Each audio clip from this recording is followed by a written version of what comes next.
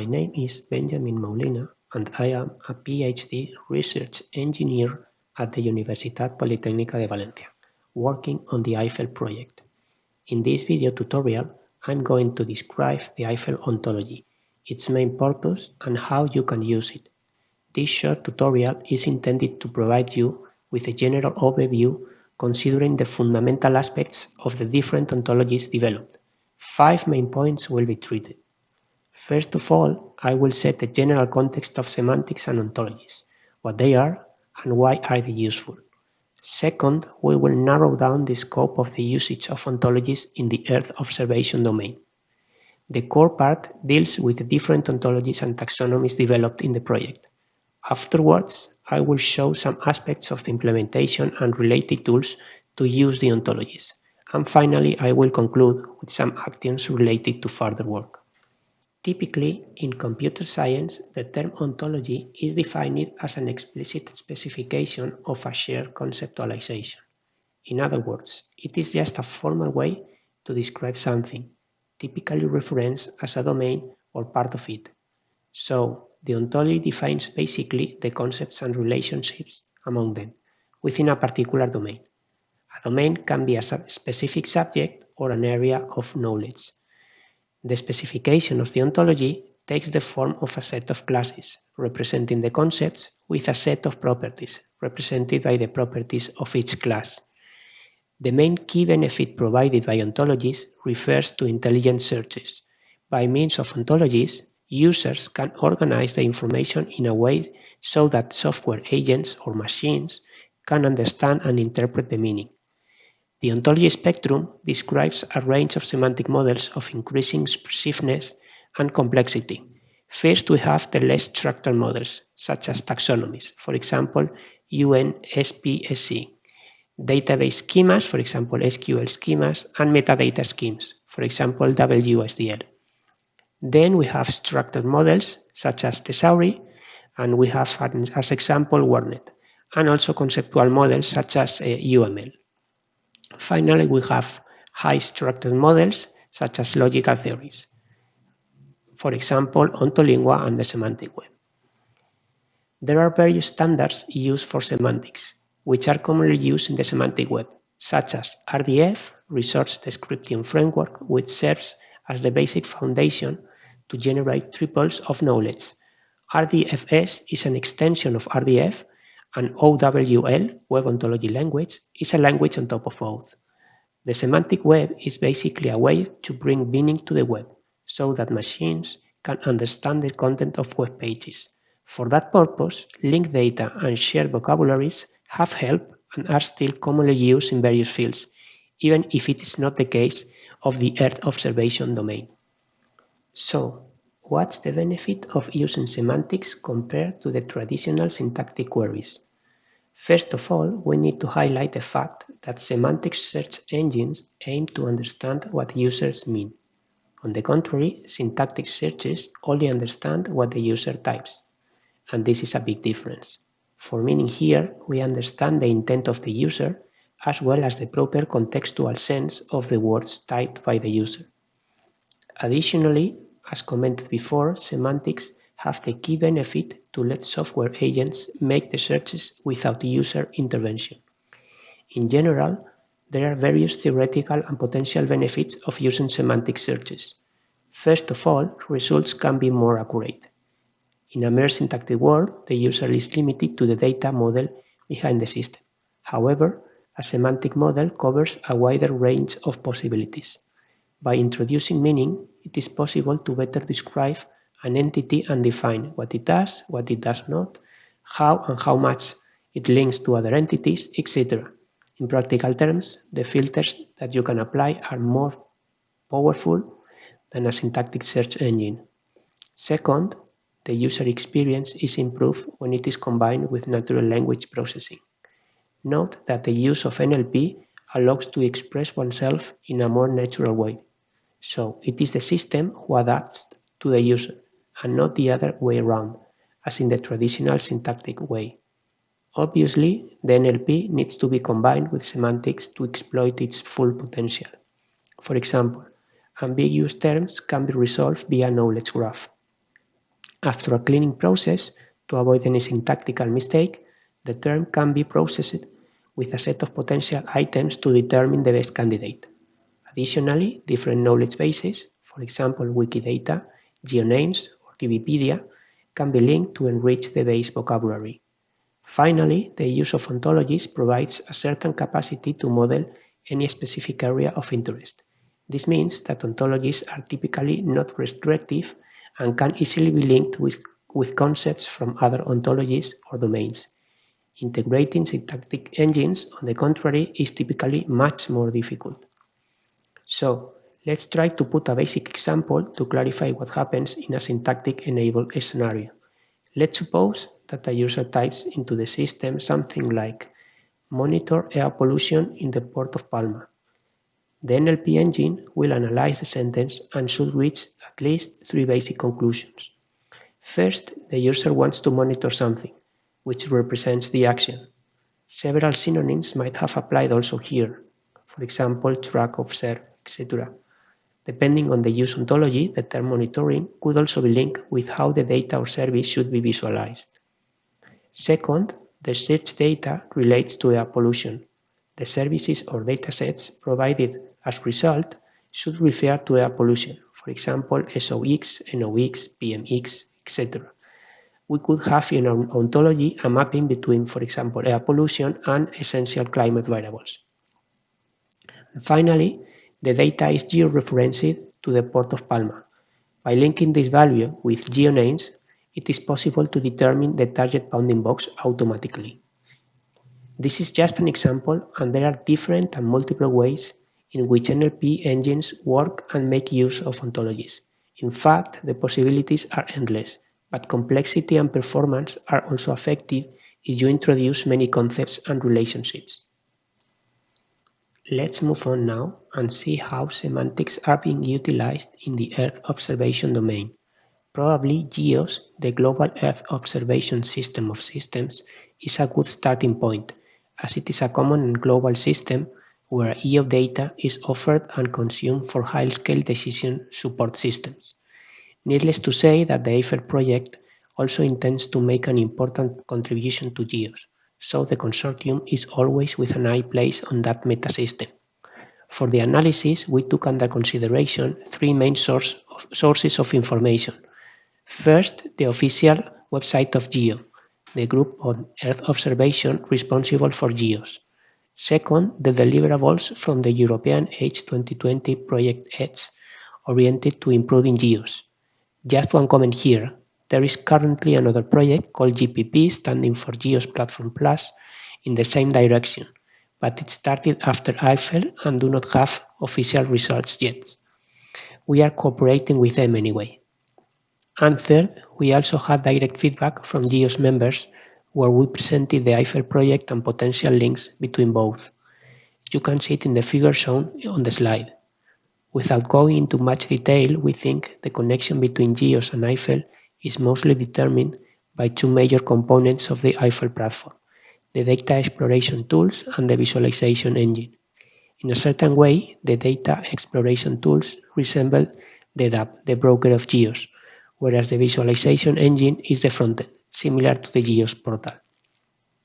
Unfortunately, the current status of GEOSS does not provide semantic support. Searches are mainly keyword-based, and the filters are basically independent among each other. Besides geospatial and temporal filtering, only the thematic areas of climate and ECVs seem to be especially relevant for EIFFEL.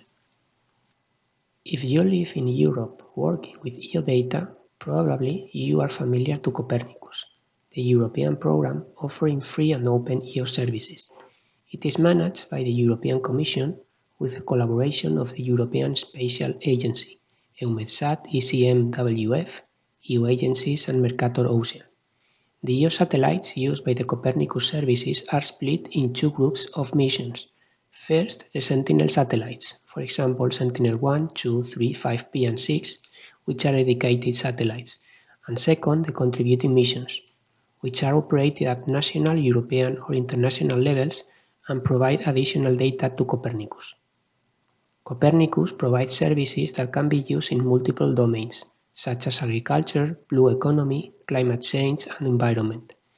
More specifically, there are 6 main areas or services.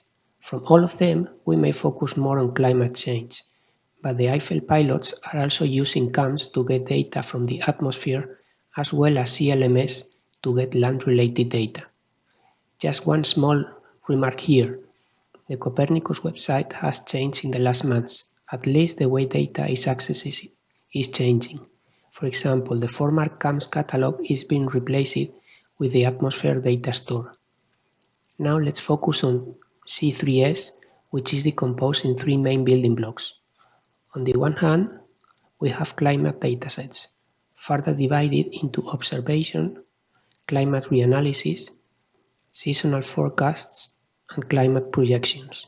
Probably the most interesting ones from the point of view of semantics are the observations, which are broadly organized or classified in form of ECB products, something that is a nuclear concept in our EIFFEL ontology.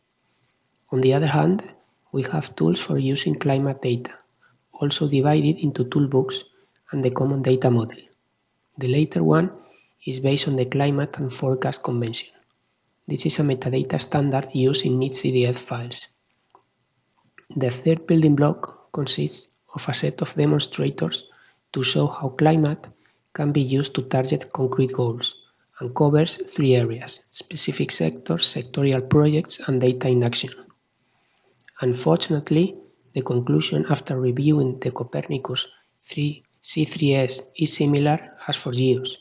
There is no clear semantic support, no ontologies, and searches are still being performed in a syntactic way. So, after checking GEOSS and Copernicus, it is important to widen the study and look for projects related to the EO field. Look for use ontologies, if any, that can be used, as well as common data standards and formats. We found and analyzed 7 different projects related to the EO domain, as you can see in the table. All projects were rated according to 3 main aspects. First, we checked if there was semantic support in any of the developments of the projects. Second, we checked if there was available documentation to properly understand what had been done. And last, we checked if there was available software, including support, in order to assess reusing any of the tools with certain guarantees. As you can see, most of the projects did not place efforts on semantics. Their main focus was definitely something else and varies from project to project. Some semantics appear, but practically no ontologies at all. Only 2 projects, the last ones in the table, included tasks related to semantics and ontologies in their plans.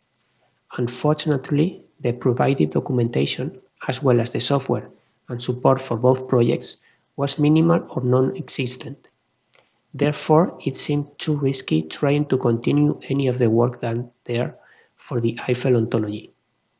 Now moving on, we also checked available ontologies or thesauri that might be useful, such as SWEET, the semantic web for Earth Environmental Technology Ontology, developed by NASA's Jet Propulsion Laboratory, the ESA Thesaurus from the European Space Agency, GEMET, the General Multilingual Environmental Thesaurus, supported by the European Environmental Agency, and other thesauri or ontologies such as Eurovoc, Agrovoc, Earth, and ENVO. In summary, they included general concepts such as climate change, mitigation, climate models that can be linked in our developed EIFFEL ontology, but there is no methodology behind to classify and manage EO datasets. Finally, we also made an analysis on various different data formats currently used to encapsulate metadata. Here we detected a huge disparity in the way metadata is managed by different data providers. We contacted some data providers and asked for an internal plan or strategy to move to a more open semantic web by using leaked data, but the answer was not positive at all. In our impression, they seem much more focused in capturing properly the data rather than enriching them with semantic information. And now we are coming to the core part of the tutorial, the ontologies. But before that, it is important to consider three different aspects. The first one relates to the scope. Why are we building an ontology? And what's the main goal? This is always the first step before starting anything else, because the scope always conditions what we do and how we do it. For EIFFEL, the ontology has as main goal to facilitate the search of EO data and the linking of results, so that the user experience is enriched compared to the current situation with syntactic search engines. So, just to have an initial draft represented on this slide, we have a user who is able to search for EO services, datasets, providers, and even documents. This EO service will satisfy a goal, can be classified according to a market or thematic segment, will make use of one or more essential climate variables, will include one or more datasets, might include further services, and will have an access link or endpoint. The dataset will be from a provider, can be part of a collection, a way of grouping datasets, is characterized by some spatial and temporal range, is delivered in a specific data format, has an access link or endpoint, as before, and can be related to an SCV. Providers and documents might not be as relevant in first instance, but it is worthwhile considering them from the beginning. Finally, once there is a tentative list of suitable results matching the user needs, they can be linked with other results by concepts from the ontology. You can see that at the bottom with two possible examples for services and datasets. In the case of a service, let's suppose service X is part of the result group according to a market segment. It can be further linked with other services, for example service Y, if they share the same goal. The second aspect to consider is whether we can use or reuse any existing ontology and taxonomy, its current status and limitation. This is in fact similar to what we did before while looking for ontologies and thesauri for the EO domain, but this time considering the scope described in the previous slide. From one side, we have the EO taxonomy, created by the European Association of Remote Sensing Companies. This taxonomy was specified in a deliverable from the H2020 COP-hub.ac project, but was never implemented as a formal ontology file. The specified taxonomy basically classifies EO services in two big different views, the provider view and the user or market view. There are 8 different markets, subdivided in 26 sectors.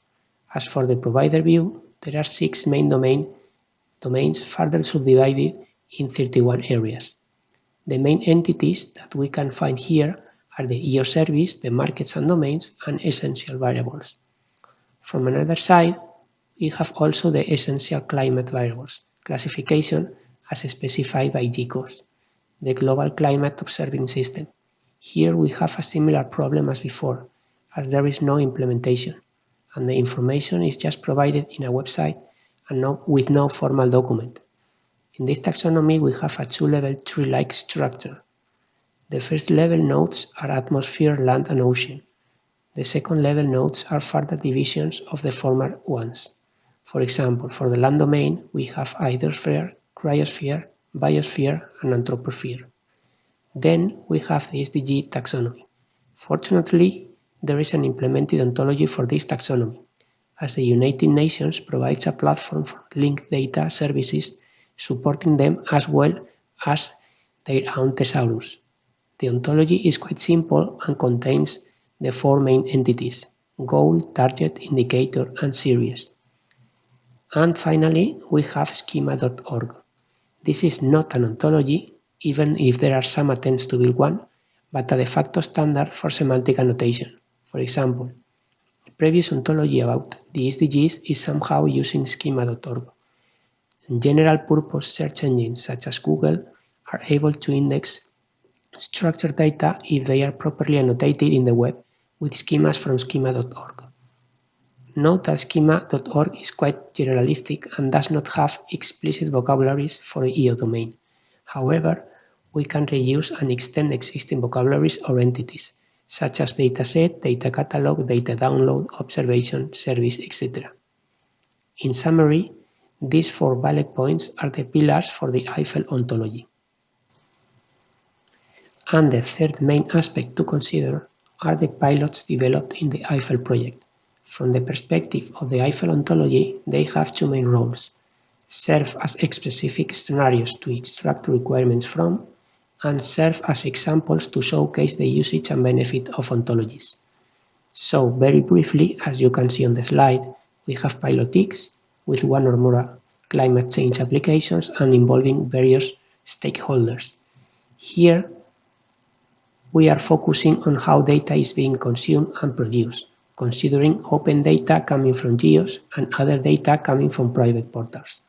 So at the beginning of the project, we requested each pilot representative to provide information about the consumption and production process. On the slide, you can see the main questions that were targeted, even if the formal feedback was more detailed. Let's show here the general methodology that was followed in order to design and implement the EIFFEL ontology. The first step should be already familiar to you, as they were commented before, but let's go one by one. The first step determines the scope. We already described it before, but we forgot to mention one detail. The scope should also answer who is using and maintaining the ontology. You need to know which users and how many users, as well as the required process to support and maintain the ontology. The second step should consider reusing any existing ontology. We have already addressed this point, so I will go on. The third step relates to building a terminology. Before starting with classes and properties, it is important to identify at least the main concepts. Basically, one has to write down, first, the concept we are talking about, for example, datasets, location, ECVs. Second, the main properties that have these concepts, for example, spatial and temporal properties. And third, what we want to do or state about these concepts. For example, find a dataset T in time frame T and location L, providing some sort of ECV information. The fourth step consists in defining the classes and the class hierarchy. Now is the time when we really define or specify the classes and their properties. This process can be done in 3 different ways. Top-down, when you start from the most general concept and go to the most specialized one. Bottom-up, which is the other way around.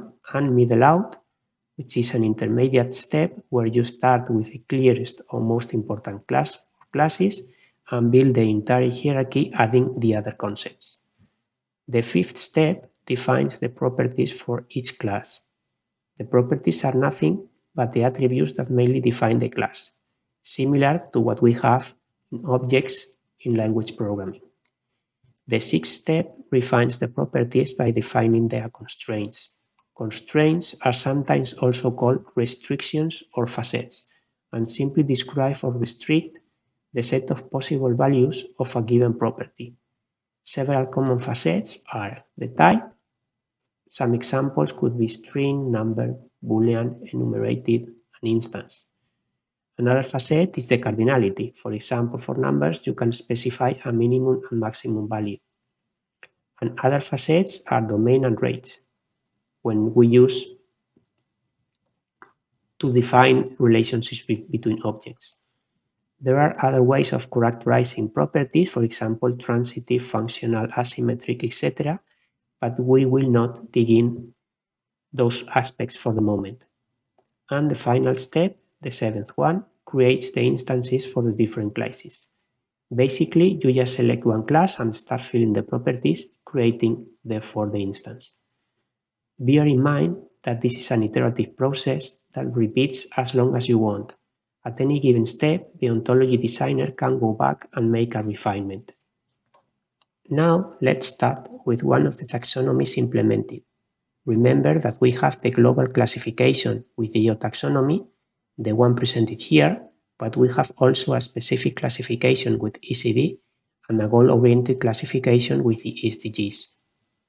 The basic overall concept for the EO taxonomy is view. You can find it on the left side of the slide. The current implementation allows to have multiple views, but the EO taxonomy only defines two of them, market and provider view. We will focus first on the market view presented in this slide, also known as user view. The class contains one single individual to instantiate the market view as defined by EARSC, the European Association of Remote Sensing Companies. This directly connects with the next class, market. You can see it on the bottom green box of the slide. A market view is basically defined by a set of markets it covers. EARSC specifies 8 different markets, which are individuals of the market class, in its latest version. As you can see, this implementation is flexible enough to instantiate other market views when the EO taxonomy updates. Furthermore, you could be able to customize your own view if needed. Before going on to other classes, let's stop with the market view for another second. It is also defined by the different operations or needs that the user might have. This is represented by the user need class. EARSC defines 6 main needs that you can see on the brown box near the class on the left side. These 6 needs are also mapped to another categorization scheme, data and information, knowledge and wisdom. Basically, both are ways of characterizing the user need and the added value that is to be provided. For example, an assessment need will provide more added value than a detection need, and will probably imply a more complex service deployment in terms of software and/or hardware. Now, moving on with other classes, each market individual is composed of one or several sectors, represented by the sector class on the right side of the slide. It is a way of further reducing the scope and better defining the target segment. EARSC defines 26 sectors in its latest version. This means 26 sector individuals. On the other hand, each sector defines a set of potential users or stakeholders interested in consuming EO services related to this specific sector. Such profile or such user profile is represented by the class user group, and there is a one-to-one mapping between sector and user group. The user group concept has not very well been developed by EARSC and could have been defined as an internal part of sector, but splitting both concepts gives more flexibility to the ontology. Besides, the user group class is characterized by one or more EO needs, represented by the EO need class. These are generic expectations from the users within a given sector in terms of exploiting EO data. EARSC briefly defines several EO needs for each sector. Finally, the concept of EO service is also included in this market view. However, this concept is better explained by EARSC in the thematics perspective, coming in the next slide. Before moving on, for those who are not familiar with the ontologies, you can see a blue box on the center. It is common practice to declare a class as a subclass of the concept class of the GEOSS ontology, especially when you are defining ontologies. The other view of the EO taxonomy is the thematic or provider view shown here. You can find 3 similarities in the structure compared with the previous market view. First, there is one single thematic view individual from the thematic view class that derives from the view class. Second, the thematic view can be broken down into several domains. This is the first level of segmentation, and EARSC defines 6 main domains. It is equivalent to the market class in the market view, but here it is the provider who defines the different segments. And third, domains are decomposed into areas, which is the second level of segmentation, and EARSC defines here 31 areas. This is analogous to the sector class in the market view. The EO service class represents the third level of segmentation according to EARSC, and it is a high-level and general representation of a service using EO data. Currently, EARSC defines more than 80 services for the different areas. The thematic view elaborates further the concept of service by introducing a fourth segmentation layer called EO application. and represented by the EO application class. According to the EARSC, it is expected to be a particular implementation of the EO service, for example, at a particular location, within a particular time range, etc. EARSC does not define any EO application. However, any implementation available in the market or elsewhere is supposed to fall under this category. For example, the use cases from the EIFFEL project and the use cases from other projects, for example, the ESAFE project. The EO application is further composed of a product represented by the product class and a set of parameters represented by the parameter class. The concept of product is not clearly defined by EARSC, but it points in the direction of a typical product, which is commonly used by data providers. The concept of parameter relates to the inputs required or used by the service or application to generate the result, being one of such inputs the essential variables. Those variables are critical to observe and monitor different aspects of the Earth system, covering oceanography, climatology, biodiversity, and geodiversity. These slides also depicts links between the given concepts of the EO taxonomy and the other concepts from the SDG and ECD ontologies, which will come in a minute. ECDs can be directly included as a subclass of EVs. The SDG ontology, through a goal or a target concept, can be linked as an additional property of an EO service and/or EO application. On this slide, you can see an overview of the ECD taxonomy implementation following the current online information provided by GEOSS, the Global Climate Observing System. Obviously, the core concept is ECD, Essential Climate Variable. I guess you can locate the green box on the center of the slide. This is a good example for a middle-out implementation process, as commented in the previous methodology slide. Let's see how this concept relates to the others.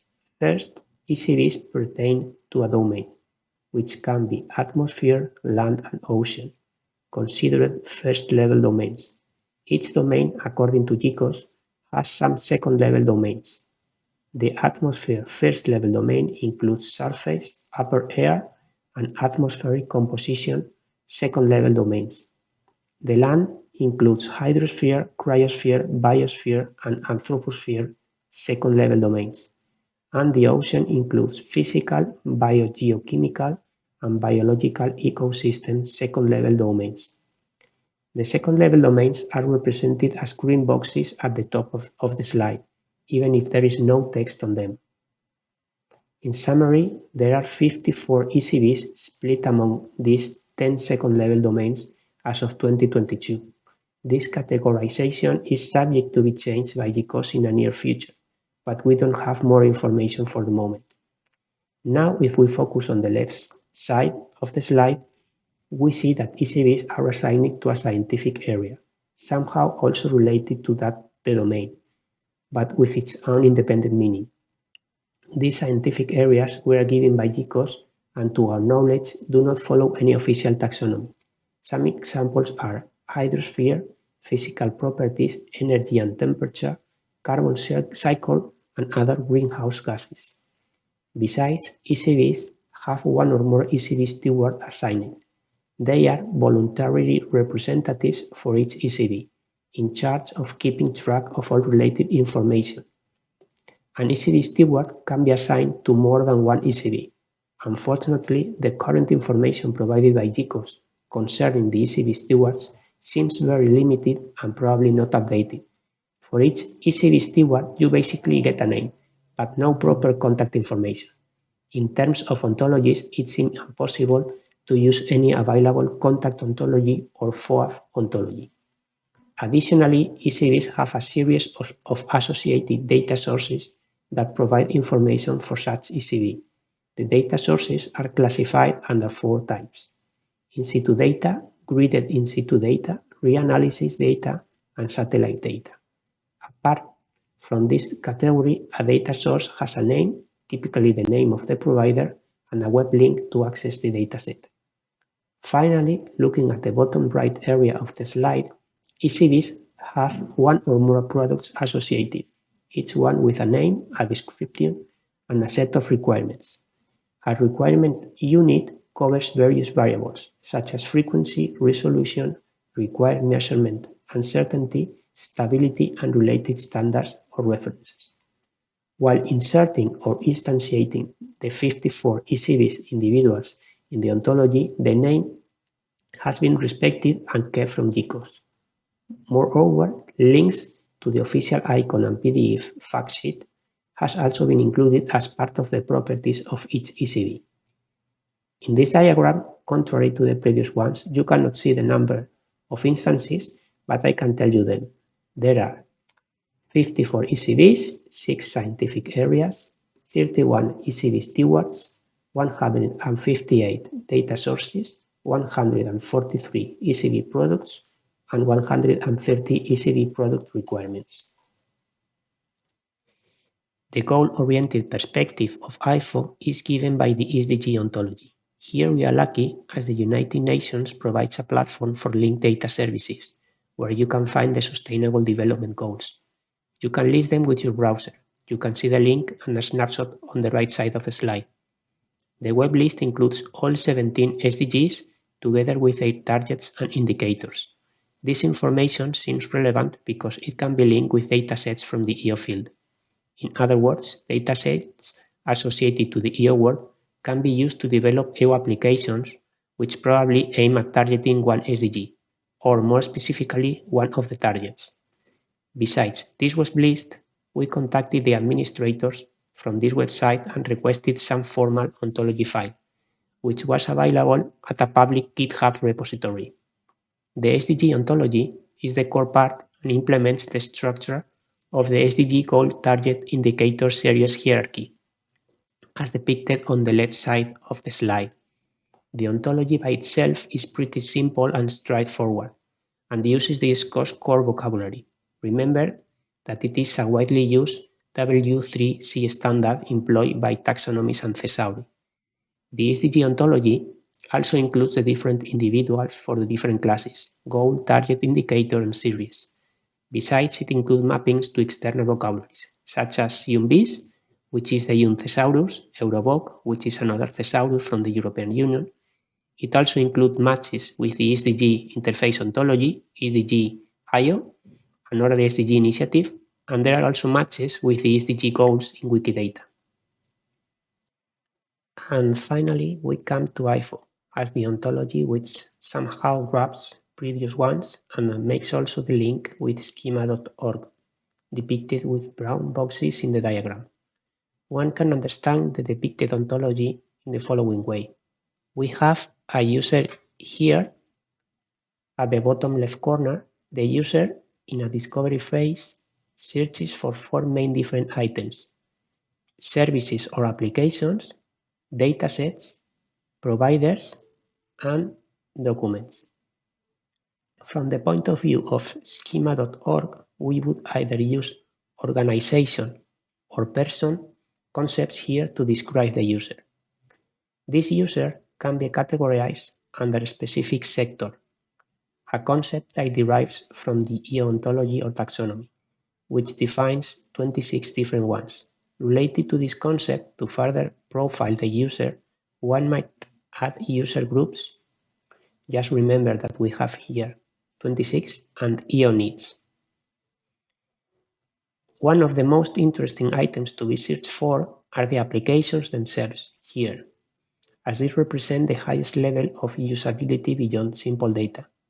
Those are specific services that provide one or more functionalities by using EO data. Such application can be easily associated with the service concept from schema.org here, as well as the application concept from the EO taxonomy. It can also be linked with the input and output datasets through this arrow and the corresponding provider through this one. Besides, the application can be further characterized in several ways. It includes a target info concept here, which acts as a wrapper for encapsulating different targets or purposes of the application. A direct link is already specified with the SDG ontology here, but it should be possible to create additional ones. It includes an EO segment concept, which also acts as a wrapper to provide an association with the EO ontology here. Note here that the EO taxonomy offers two different perspectives, provider and market view, with EO area and EO sector respectively. And we also have this EV-info concept. Once again, this represents a way to include the association with many different essential variables. By default, the link with the essential climate variables is provided via the ECV:ECV concept. Additionally, various links have already been identified to be included as future work, represented with these purple boxes. The SMARTS ontology also includes the ECV concept and extends it to essential urban variables for smart city applications.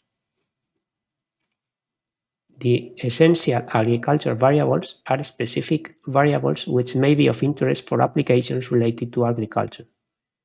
And below, the essential biodiversity variables are another domain of significant research in the EO world to be considered. Then we may come to datasets in the diagram. Datasets are probably the most searched items, as the amount of available data is huge in the EO world, whereas applications per se tend to be local and are not massively published. The concept is already in schema.org. Similar to applications, datasets cover one or more segments as well as essential variables.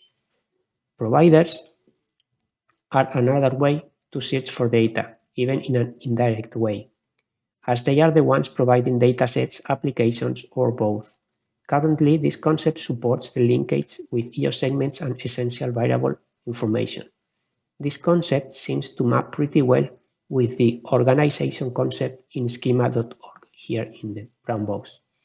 And finally, documents are another category of data beyond datasets that can provide additional information about datasets and applications.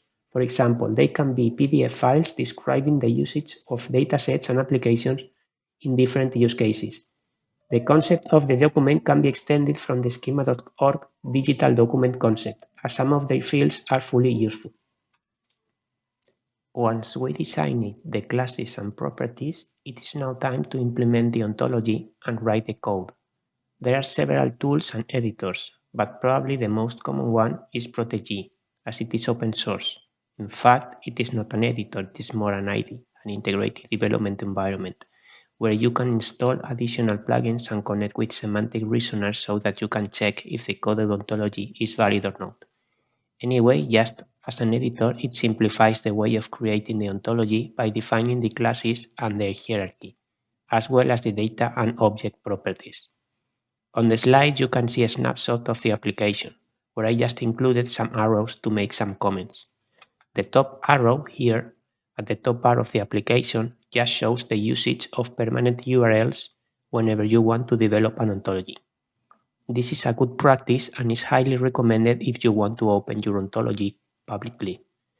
The arrow on the left here shows the different tabs where you can create the classes and the properties, both object and data properties.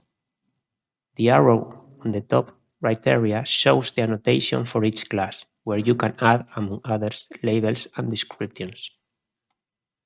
The arrow on the bottom right area shows the description of the class. For example, if it is equivalent to another class, if it is a subclass of another, etc. Additionally, it also lists the individuals in this class here in case they have been added to the ontology. The format on the ontology is really not complicated if you know the basics of the format. At the bottom left area here, you can see an example. Well, just an extract, but as you can see, it is basic text that you can edit with any text editor. The work does not end once you have implemented the ontology, as it will be just a text file. The EIFFEL ontology goes a step beyond and provides a set of software components that allows fast integration within the global EIFFEL architecture. In fact, it can also be included in any other module architecture, making use of this ontology. This EIFFEL module is composed of two main blocks, a front end and a back end, as depicted on the slide on the left here. The front end is in charge of providing access to the different actors interacting with the subsystem, which can be machines, human users employing the access user interface to perform a basic usage, or here other EIFFEL modules such as the NLP cognitive search engine and the visualization engine. The backend part is responsible for providing the different visible services related to the supported ontologies. The ontology viewer here allows exploring in a visual way the different entities of the ontology, as well as their properties and related instances, if any. It is a web-based implementation of the visual notation for OWL ontologies. The SparkQL endpoint here allows making SparkQL queries for the 4 different ontologies, EIFFEL, EO, ECB, and SDG, which are previously uploaded to the SparkQL server. The EIFFEL REST API here will serve for the most functionalities needed from other modules within the EIFFEL architecture. First, it should provide tagging support for the different entities, mainly for datasets, but probably also for services and providers. It could also wrap some common requests to the ontology without the need of using SparkQL in order to provide a full JSON interface. For example, one may request to get the list of SDG goals or targets as a JSON file without the need of requesting entities and properties via SparkQL. The architecture of this EIFFEL module is highly modular and distributed in the form of Docker containers. You can see it on the right picture showing the mapping of the left picture into Docker containers on the right. Another important aspect to include in every good development is documentation. For the EIFFEL ontology, you have on the one side online documentation, where we have used read the docs as a user-friendly means to provide information that can be updated easily. On the other side, as it is an European research project, there is also an official deliverable explaining all of this, which is public and should be available on EIFFEL's official website after acceptance by the European Commission. The best way to show you the code is to include an online demo. Let's suppose we have already downloaded the code, the Docker containers, we have executed Docker Compose, and we are able to access the frontend via this URL. So we just click here to open the browser. We are now in the frontend, which basically works as a proxy for different things, as you can see. First, the ontology viewer, where you can visualize an ontology, then the documentation, where we will be using read the docs, then the code repository in GitHub, then an API Swagger or an open API, and finally some examples which will be available as the pilots evolve in the project. Let's start first with the viewer by clicking on the first icon. A new tab will open. Here you can see an interactive way of visualizing ontologies, as this application is based on Web OWL, as you can read on the top left corner here. You can load any of the 4 ontologies on the menu at the bottom here. Let's load the ECB ontology. You can make zoom in and out and move from concept to concept with your mouse. You can also search for a specific concept, let's say essential climate variable, and you can center it on the screen with this icon. On the right side, you can see useful information about the loaded ontology. For example, a description, some metadata, some statistics related to the classes and individuals used in this ontology, and in case you click on a particular concept, you will also get detailed information of the available instances. For example, we have 54 different essential climate variables. So let's move on to the next functionality. If we press on the EIFFEL documentation, we will be redirected to the corresponding GreetDocs website. As you can see, it is a user-friendly way of showing documentation to the user.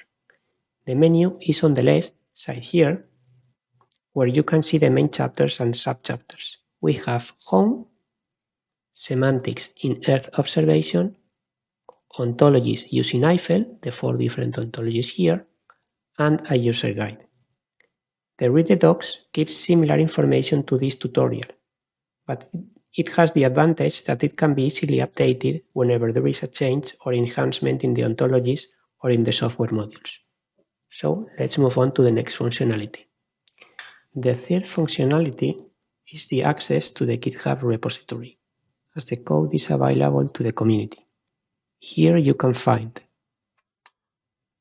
the 4 different ontologies as TTL files and the supporting software tools as a Docker Compose file. The Docker containers are available in Docker Hub.